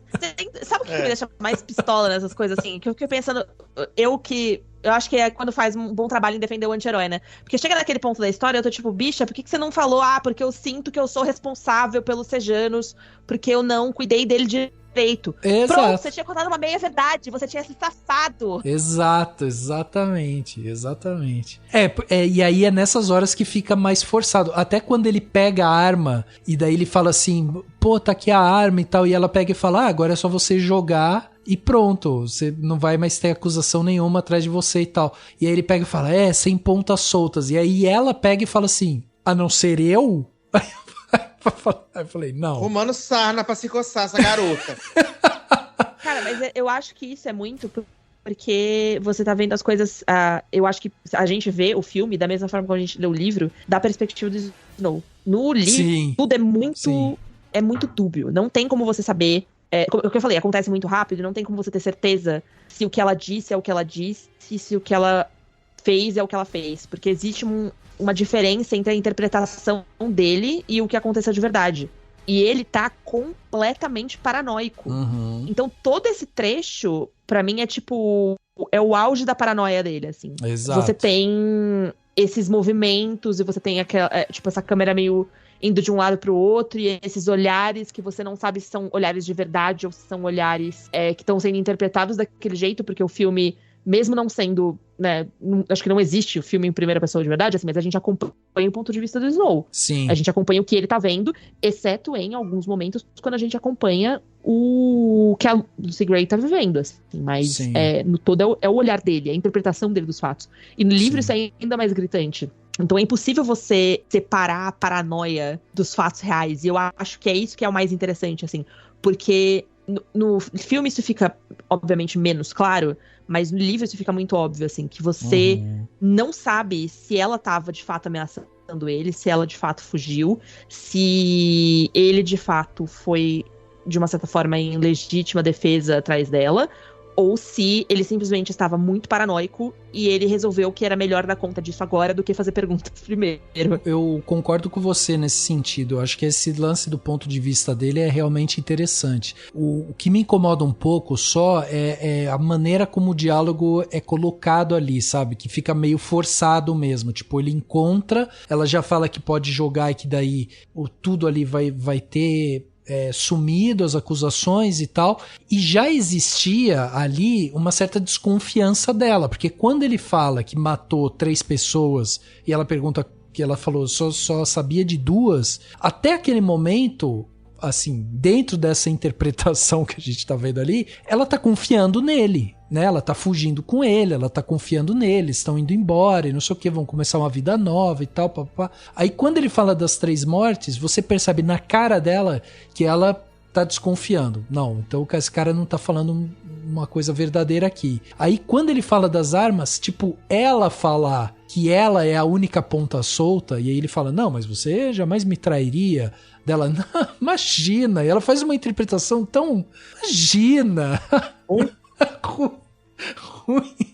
E aí, quando ela sai pela porta, a gente meio que já antevê que ela vai fugir, né? Porque a construção do diálogo se dá a isso. Mas se tivesse sido feito de uma maneira que criasse essa dubiedade, sabe? Tipo, ah não, ela ainda tá confiando nele. Ah não, ela vai sair, talvez ela volte e tal. Aí, beleza, você fica meio naquele jogo, entrando meio que nessa paranoia. E aí a outra pergunta que eu ia fazer pra vocês é o seguinte, a cobra, né? Porque ele pega o pano, ele toma uma mordida de cobra, e aí eu fiquei assim, mas e aí, será que essa cobra... Pega o pano não, né, senhor? Ele deu a encharpe da mãe dele, que era a lembrança da mãe dele, e a garota jogou no chão. A relíquia da mãe dele. Porque ela sabia, Edu, que ele era um assassino, era um serial killer, esse cara aí. E ele sabia que ela era uma chata, né? Ele sabia que ela podia começar a cantar a qualquer momento, na verdade. Exato, ia ser insuportável. Nossa. Mas aí que tá, a cobra, ó, ele pega o pano, o encharpe da mãe e tudo mais, a cobra pica ele fica, nossa, ela é venenosa e tal, e aí depois esse assunto meio que morre. É que ele fica fudido pro resto da vida. Então, mas essa cobra fudeu ele o resto da vida? Era isso que eu queria saber. Sim. Ah, sim. Tá. Por que fudeu? O gosto de sangue que ele sente na boca o tempo todo na franquia original é devido a isso. Ah, por causa dessa mordida dessa cobra. Sim. Eu tinha achado que ele tinha ficado meio pinel na hora ali, porque quando ele vê os pássaros, ele fica meio desnorteado, dá o tiro, né? Que ele vê um vulto lá passando, dá o tiro. Virou o Rambo, né? Virou o Rambo, pois é. Quando acontece isso, eu falei assim, efeito alucinógeno do veneno da cobra. Daqui a pouco ele vai cair no chão aí, entendeu? Também tem esse elemento de você não sabe o que é real e o que não é. Mas isso que o Edu tava falando era disso e do fato de que veneno historicamente, que é o que a gente vê uma das últimas cenas, é a weapon of choice, né? É a arma que ele escolhe pra matar os seus oponentes. Então, ele usa veneno com todo mundo. E ele é uma pessoa que convive com veneno. Então, eles falam do rolê das rosas, que ele usa pra disfarçar o cheiro de podridão, porque ele está, enfim, apodrecendo de alguma coisa que não tem cura, que provavelmente, pelo que a gente entende aí, a picada dessa cobra aí, que não matou ele na hora, mas vai matar ele aos pouquinhos. Sim, sim. E que também faz esse paralelo que eu acho fenomenal com a própria avó, né? Porque ela ficava colocando as rosas Sim. ali e tal, então tem um lance familiar. E até levando para esse lance familiar, eu adoro também esse último diálogo que ele tem com a prima, quando ele fala assim, e aí, eu tô bem? Ela fala, você tá idêntico ao seu pai. E um pouco antes ela tinha falado, seu pai, ele só tinha dentro do olhar dele só ódio, era só ódio. Sim, e você vê que há até uma tristeza no olhar dela. Quando exato. ela diz isso. Ela se contrai, assim, isso eu achei tão maravilhoso dessa interpretação. Essa menina, inclusive, né, a Hunter Schafer, que faz a Tigress, ela é muito boa, assim, os momentos que ela aparece, ela traz uma potência pra cena, assim, que às vezes rouba, inclusive, dele, assim, eu acho ela muito boa. Eu queria mais, inclusive, da Tigress. Eu queria mais porque ela é uma personagem muito presente no livro, é uma das coisas que eu queria que acontecesse mais, assim, porque ela é um momento de conexão de humanidade do Snow, assim, porque ela é o lado mais humano da família. Diferente da avó, que ainda é muito arrogante, ela é uma que enxerga que eles estão na merda e que reforça pro Snow o tempo todo que ele não precisa sair por cima em tudo e que tipo, tá tudo bem você ser vulnerável, você, tipo, tratar as pessoas com vulnerabilidade, sabe? Ela é uma personagem que o pouco que aparece rouba muito a cena e eu queria muito ter mais dela no filme. I've never seen those birds before. Mockingjays, we call them. Blood on the side of the you seem like a good man, Coriolanus Snow. Would have been nice to meet you under different circumstances. Your role is to turn these children into spectacles, not survivors. We're live! Good luck with that poor little songbird. Run. I am gonna get you out of here. But if I'm gonna risk everything, tell me, is this real? If you can trust anyone in this world, you can trust me. Antes da gente finalizar o papo aqui, eu queria também falar com vocês sobre a Doutora Gao, né? A personagem da Viola. A Viola é um espetáculo, né? Ela é um espetáculo. Ela é a maior de todas. É a maior de todas. Ela é o evento. Não, e a grandiosidade, quando ela aparece em tela, é uma coisa assim, é surreal, assim, o peso que ela aparece, quando ela aparece e ela fala, e ela põe e o jeito de falar, e os gestos, né, precisos ali, e é impressionante. Essa Doutora Gao, ela tem uma coisa que ela te dá um asco, né? Você olha pra ela e fala, cara, quem que é essa mulher? Ela tem umas coisas de uns experimentos e tal, mas ela tem ela vai pro oposto. Enquanto o Snow é o cara da sedução, o cara da lábia, né? O cara que chega lá e fala, inclusive ele faz isso com ela, né? Ele tenta dar uma manipulada nela. Ela meio que trabalha nas sombras, assim. E ela vive dessas sombras. Ela gosta dessas sombras. Isso é muito emblemático dessa doutora, né? Exato. Sim. E aquele negócio, né, gente? Em Hollywood, hoje em dia, existem poucos atores e poucas atrizes que podem fazer qualquer papel que vai ficar incrível. E a Viola Davis é uma dessas pessoas. Ela pode fazer qualquer coisa.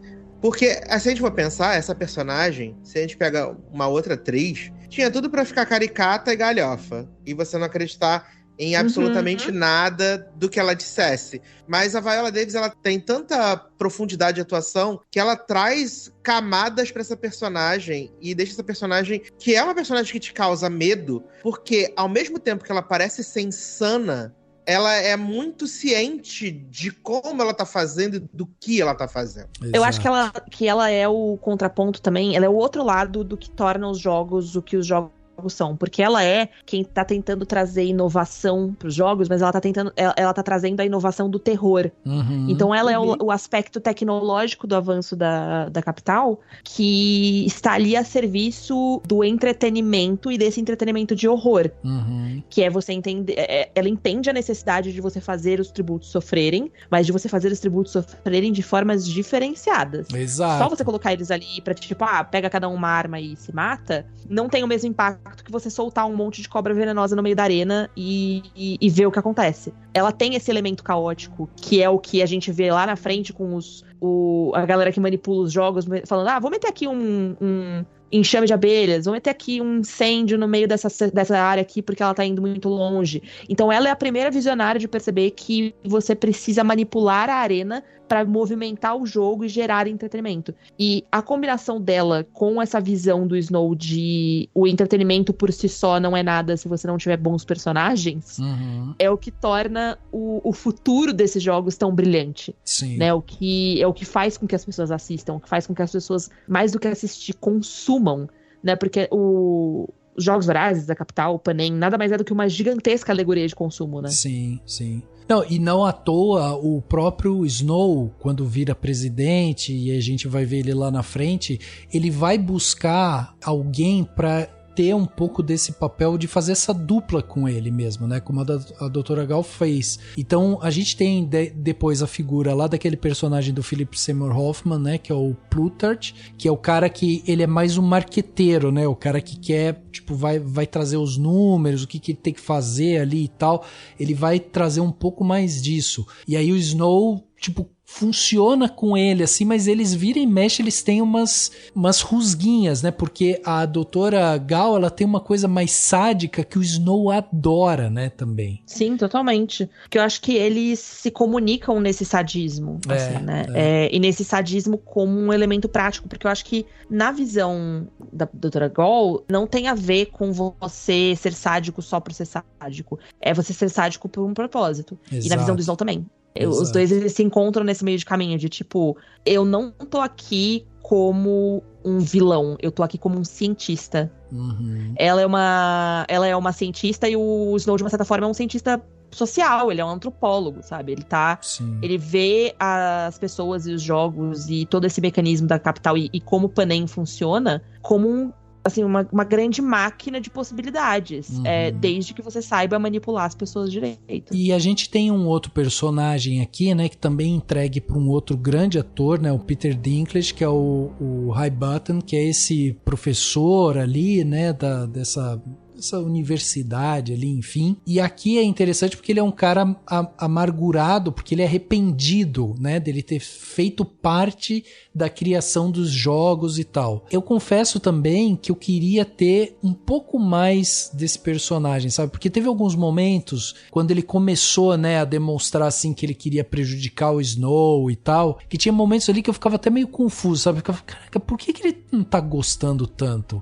Aí quando você vai entender que é por conta do histórico, do pai, que ele via, né, também o Snow, né, dentro dessa figura desse garoto que manipula e tudo mais, tudo bem, você entende a motivação dele, mas eu senti um pouco de falta de um pouco mais de profundidade nisso, assim, sabe? A gente vê ele, tipo, bebendo, né, ele ali no vício e ele tem uma coisa pesada nele ali e tal, mas eu senti um pouco mais de falta da gente entender um pouco mais dessas dores dele antes da revelação, entendeu? Sim, também acho. O personagem fica meio perdido, né? Parece que ele tá só ali perseguindo o Snow porque tá perseguindo, né? Because no reason. E também a gente tem aí a pior morte do cinema, né? Que é essa do Peter Dinklage, que é uma morte horrorosa. Eu acho que ele briga pau a pau com a Marion Cotillard no final do Batman Cavaleiro das Trevas Ressurge. Ô, mortezinha, né, gente? Cara, essas mortes não podem fazer com câmera fechada, né, gente? Não dá, tem que ir abrindo. Tantas coisas que você poderia ter feito melhor. Mas acho que pra mim a questão toda do Highbottom é que, diz que você falou de faltar profundidade, é tipo, você tem ele em momentos muito específicos, você não consegue entender se ele é apenas um bêbado, se ele porque você não tem... Acaba soando como um discurso vazio, assim, porque você não tem ele discutindo, você não tem ele reagindo, ou você não tem nem ele fugindo à reação, né? Você tem só ele habita esses espaços sem necessariamente se comunicar com eles muito no começo e muito no final. Então, faltam coisas, falta muita coisa. Também acho. E só, falei várias vezes aqui, trilogia, não é uma trilogia, é uma quadrilogia. Cacete. Eu falo trilogia porque são 3 livros e eu me recuso a pensar diferente. Mas os filmes são 4, um de 2012, um de 2013, um de 2014 e um de 2015. E eu ia perguntar pra vocês, não sei se vocês lembram, porque eu não tenho essa lembrança, mas algum desses personagens que aqui são fortes, né, que a gente vê eles com uma certa frequência, tipo a Lucy Gray, o Highbottom, a Doutora Gao, o próprio apresentador, né, o Lucky Flickerman, né, que é o carinha lá que faz a apresentação, o primeiro. É da família, o Caesar é da família, Caesar Flicker.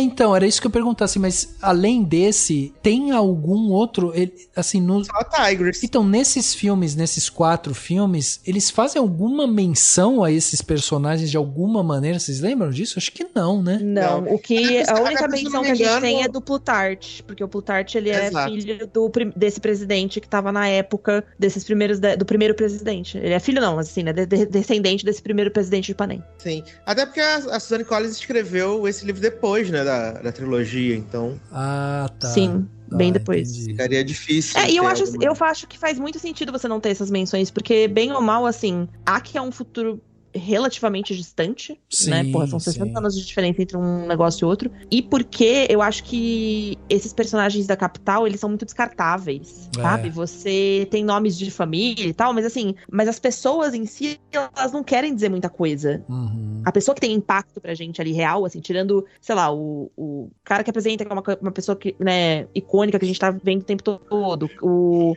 mestre dos jogos, e o próprio presidente Snow, assim, são pessoas que vêm e vão com muita frequência, eles não deixam...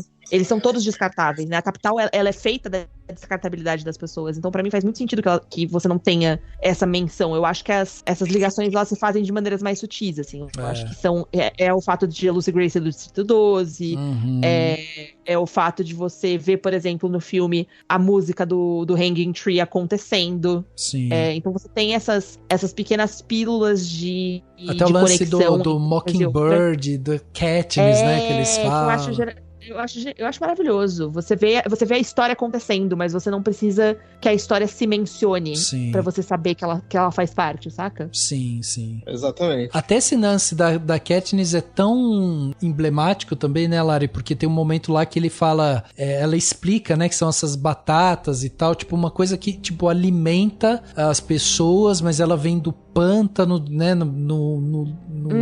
de uma coisa mais pantanosa ali, né, suja de uma certa forma. Ninguém dá nada pra ela, mas alimenta. Mas alimenta, exatamente. E aí, só pra gente fechar essa história dos Jogos Vorazes, vocês começaram aqui o podcast falando, gente, acabou, tá bom, chega. Mas vocês acham que corre o risco, de repente, da gente ter, sei lá, Jogos Vorazes, a história da Alma Coin?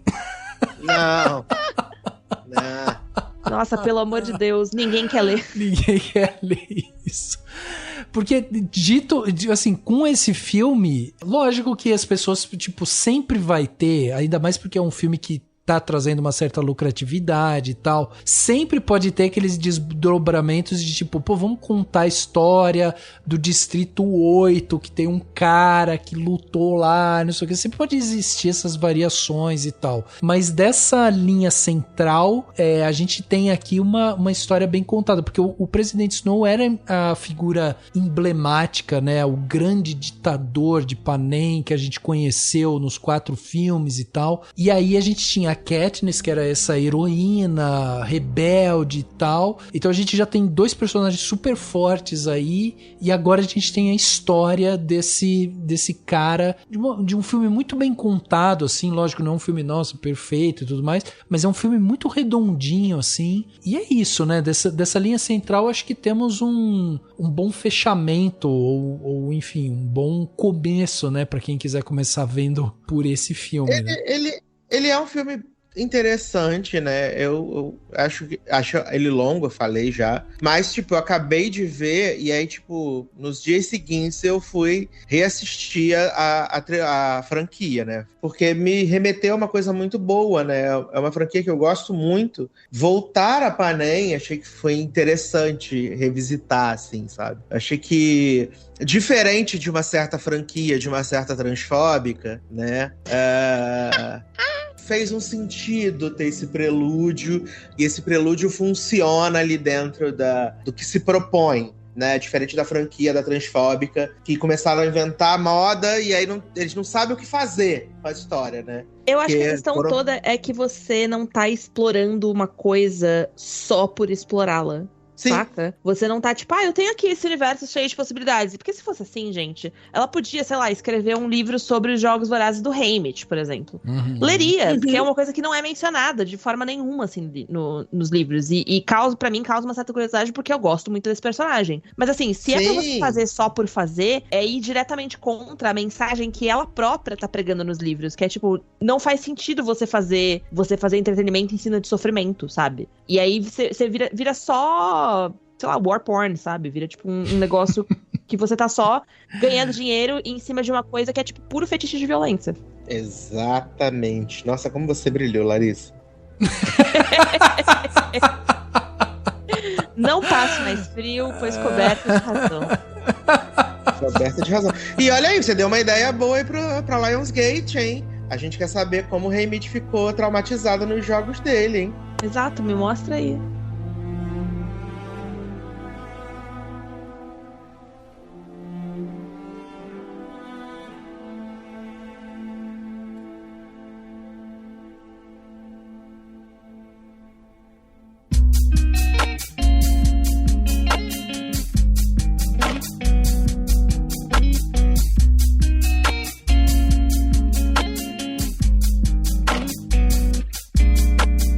Detalhe da semana, aquele momento aqui onde a gente dá dicas pra vocês ouvintes, né? Pra vocês fazerem coisas diferentes. Estamos chegando no final do ano, mais um ano sendo concluído. E Edu, o que você trouxe pra gente aí, pra essas últimas semanas? O que as pessoas podem fazer de bom aí que você trouxe pra gente de dica? Podem ser boas pessoas, né? Eu acho que é muito importante.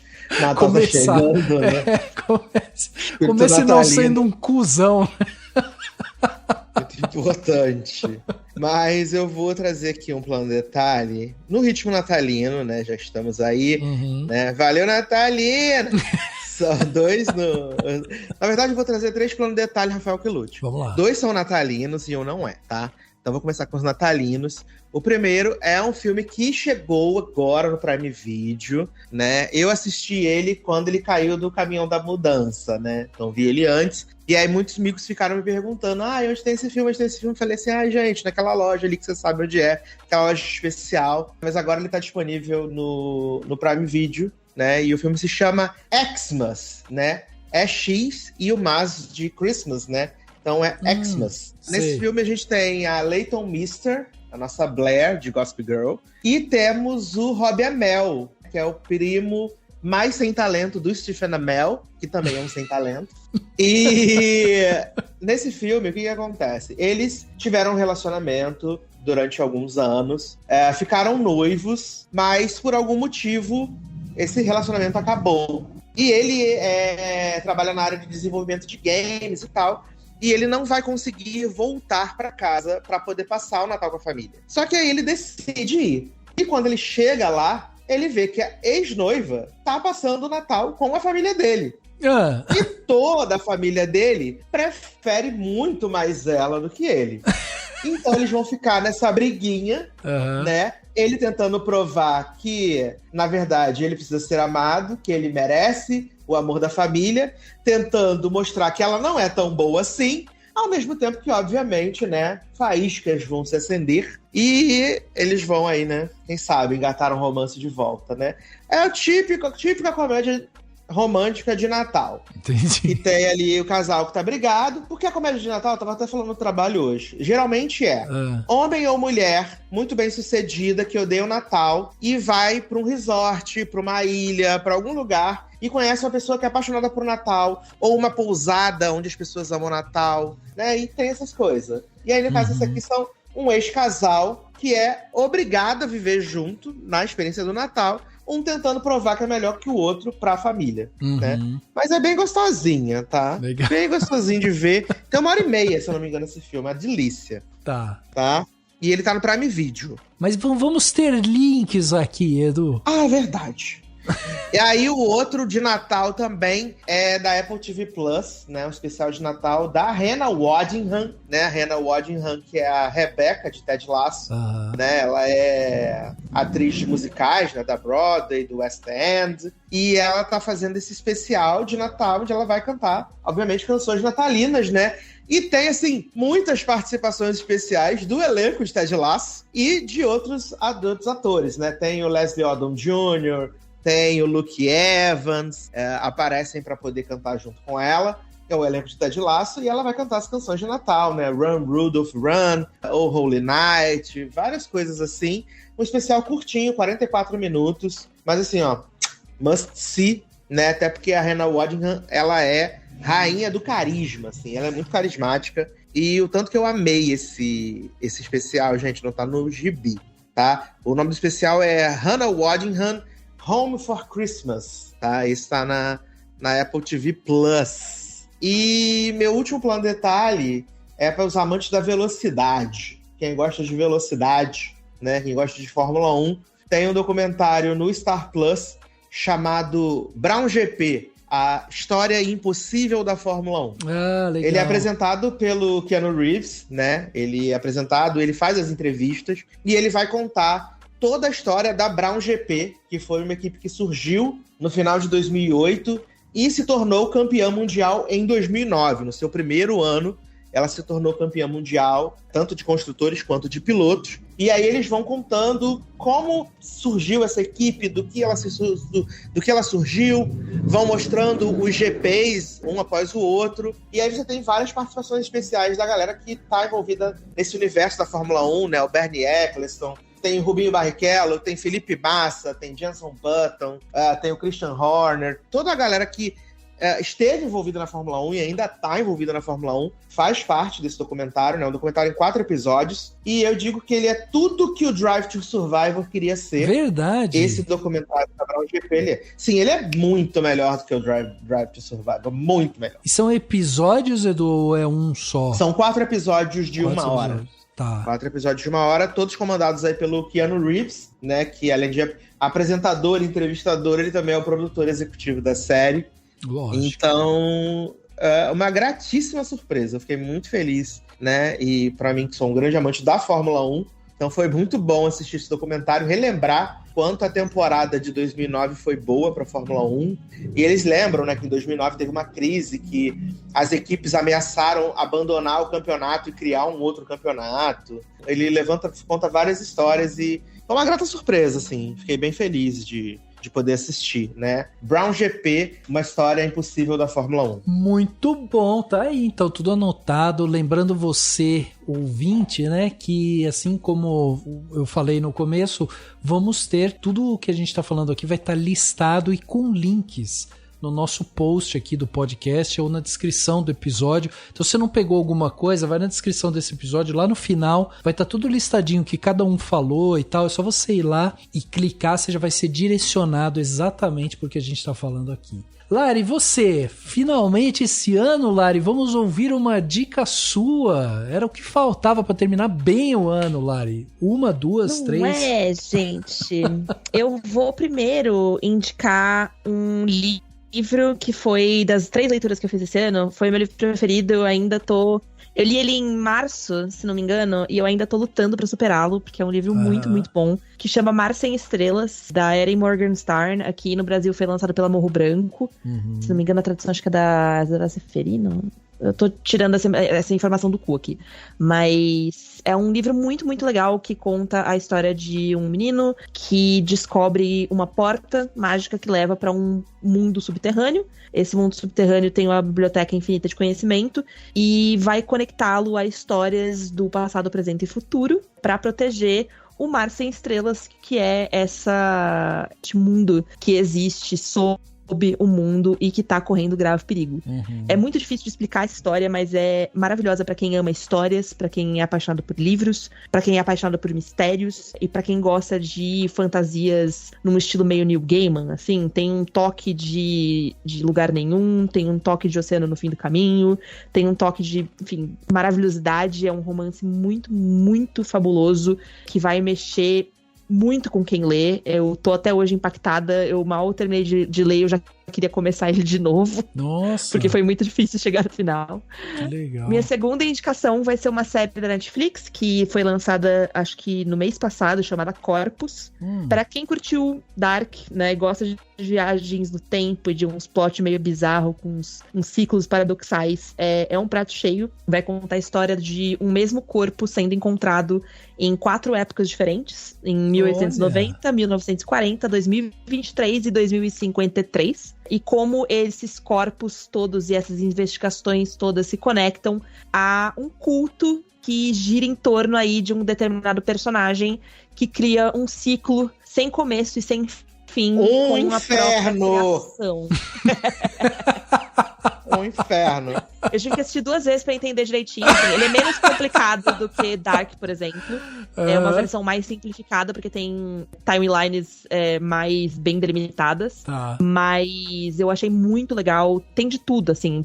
Você gosta de policiais gays no século XIX? Tem. Você gosta de gente esquisita? Tem. Você gosta de questões sociais? Tem. Você gosta de uns enredos meio bagunçado que você tem que assistir 30 vezes pra entender direitinho como que as coisas acontecem? Tem. Você gosta de não saber o que tá acontecendo até o penúltimo episódio? Tem. Caraca. É uma série muito boa. Eu me diverti muito assistindo, assim. Eu passei um pouquinho de raiva no começo, porque eu tava com essa sensação de, tipo, eu tô assistindo uma coisa que eu não sou capaz de acompanhar. Mas é diferente. Eu comparo muito com Dark, porque foi a última série que eu assisti que tem esse mesmo plot de, tipo, de paradoxos e tempo. E é uma série que eu gosto muito, apesar de eu achar ela muito falha. Mas é diferente de Dark, é uma série que, tipo, que a partir do, sei lá, do 3º episódio você já tá acompanhando. Você não entendeu tudo, mas você está acompanhando. Eu me identifiquei muito, Lari, com isso, porque quando eu assisti Dark, eu e a minha esposa, a gente sentado assistindo, vira e mexe, a gente pausava o episódio no meio e ficava assim, calma aí, vamos tentar entender o que tá acontecendo. Eu assisti Dark 3 vezes, na terceira eu falei, tá, agora entendi. Exatamente. E a minha terceira e última indicação vai ser um jabazinho, porque eu não posso passar por aqui sem fazer minha auto-indicação, que é meu novo livro, Para Ana com Amor, que foi lançado agora no finalzinho de agosto pela Globo Out. Uma história sobre transtornos alimentares e sobre você encontrar a sua própria rede de apoio. Quem quiser, está aí às vendas nas melhores livrarias. É uma história sensível, uma história meio crua, meio... Você vai sofrer, mas você vai ficar feliz por isso. Mas é isso. Quem quiser conferir mais o meu trabalho, já está à venda em todo o Brasil. Cara, que demais, que demais. Fica a dupla recomendação do livro da Lari. Meu, que trabalho fantástico esse que você fez. E eu vou aproveitar essa onda de alto jabá, Lari, vou também fazer o aqui que eu não costumo fazer. Mas hoje é um episódio histórico, né? Então eu vou ter que fazer. Esse é o momento. Esse é o momento. Que eu lancei hoje, né? A gente tá gravando na quarta-feira. Eu lancei hoje um curta-metragem que tá concorrendo. Votou? Aê, era isso que eu ia falar. Então, o nome do curta-metragem é Dragged Holidays. É um curta-metragem todo feito com inteligência artificial. A proposta do concurso é justamente essa, a gente usar ferramentas de inteligência artificial para contar uma história. E a gente criou essa história justamente para contar. A sinopse da história é a seguinte: a gente acompanha a vida da Aurora Groove, que é uma drag queen super famosa, e ela recebe uma mensagem da mãe pedindo para que ela passe o Natal com ela e com o pai. A Aurora tem uma série de problemas de relacionamento com a família e a gente acompanha essa ida dela até a casa dos pais, o caminho dela até a casa dos pais. Nesse percurso ela vai refletindo sobre o relacionamento dela com a família e tal, e isso vai gerando nela assim, modificações e desesperanças e tal. É um curta de 3 minutos, super rápido, e o link vai estar aqui na postagem para vocês assistirem e votarem, né? Porque é importante votar, a gente já tá na 4ª posição. Quem sabe até esse podcast sair a gente já estará ali entre os primeiros. Mas, enfim, é um curta que envolve, né, pessoas do mundo inteiro que produziram e estão publicando e tal. E dia 20 vai sair os vencedores. E aí, quem sabe, a gente vai ter alguma notícia boa aí. Mas, de qualquer forma, foi um projeto muito interessante de se fazer. Uma experiência muito legal que eu tive. Eu cuidei da parte de roteiro. Também fiz a parte de sound design do curta. Então, foi muito legal. Assim, eu estive participando muito do processo todo de criação, né? Um curta a gente fez em 3 pessoas. Então, eu estive envolvido em várias partes. Mas o que eu me debrucei mesmo foi tanto no roteiro quanto no sound design. Então fica o convite para você ir lá, assistir, votar e mandar seu comentário para mim, o que você achou do meu curta-metragem que tá aí nas internets, né? É isso.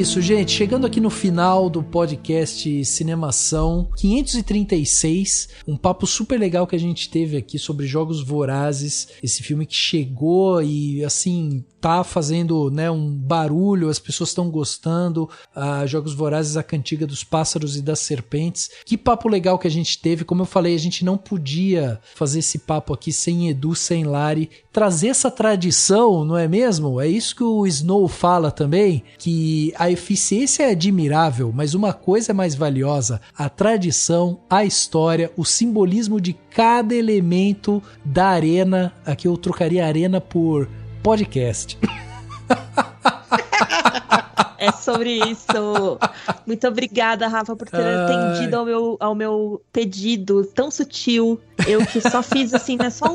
Dei apenas um toque, assim. Eu fui apenas a mão do destino. Exatamente, exatamente. Tal qual como o Snow, você veio me influenciando, Lari, com o seu jeito, seu encantamento. Meu encantamento. Só faltou mandar um áudio de 5 minutos de...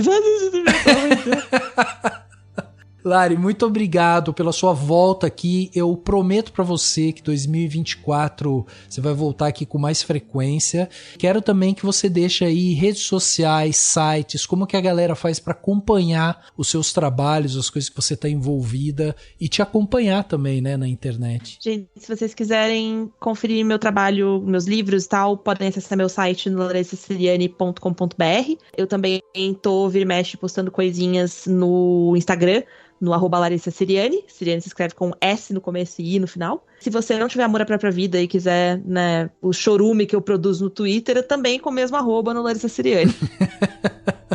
Gente.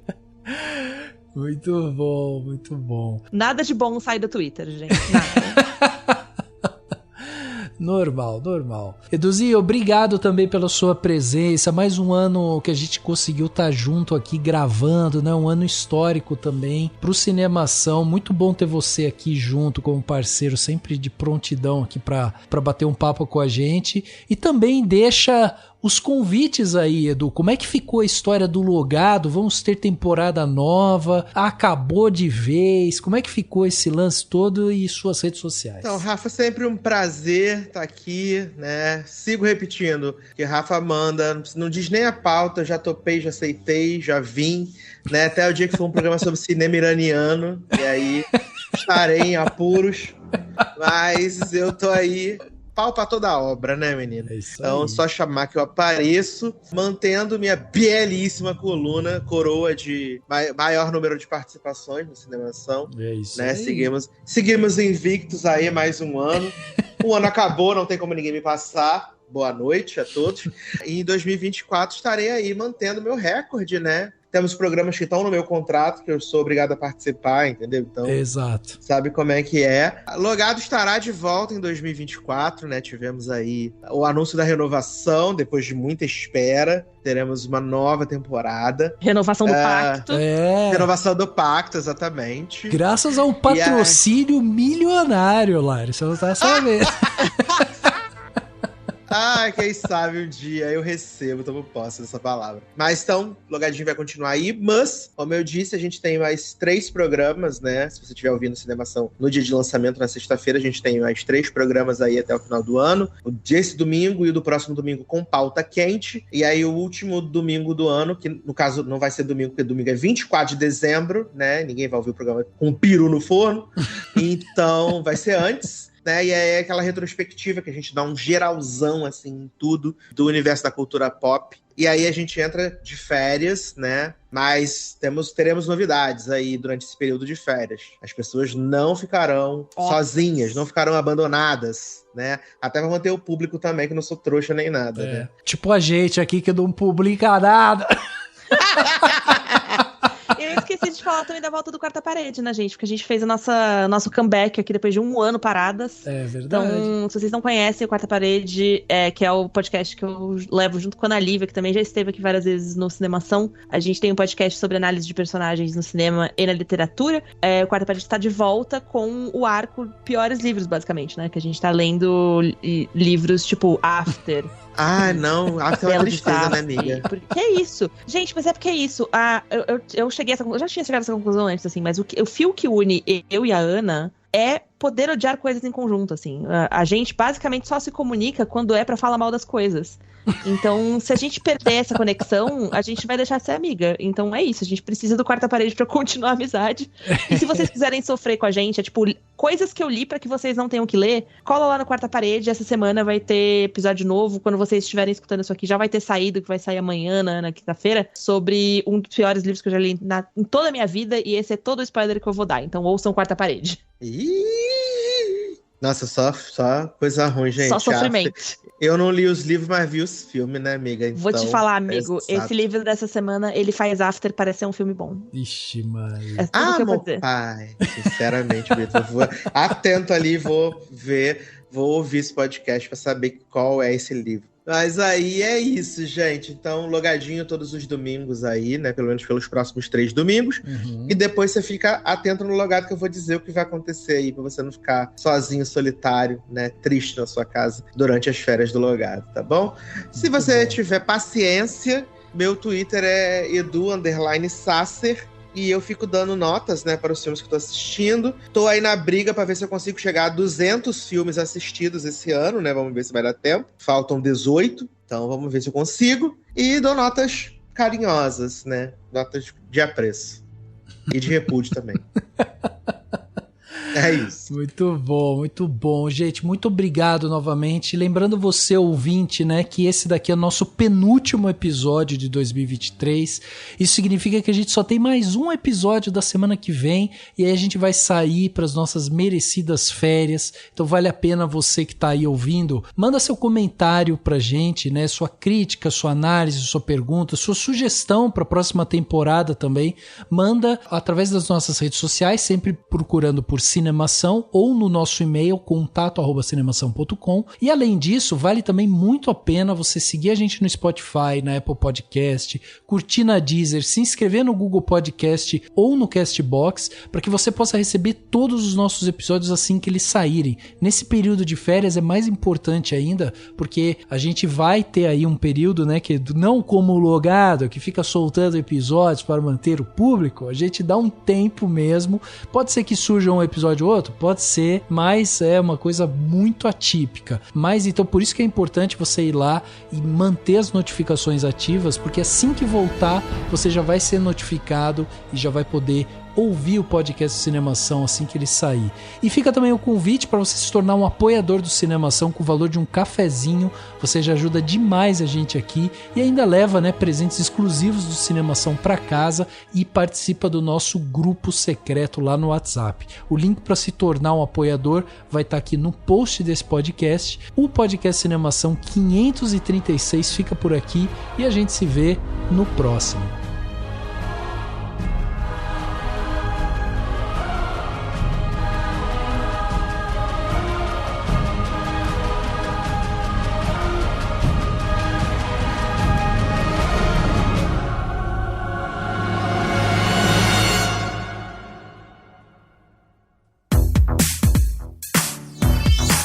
Esse podcast foi editado pela Isso Aí Design. Tudo isso é forma com função. É design estratégico. É isso aí.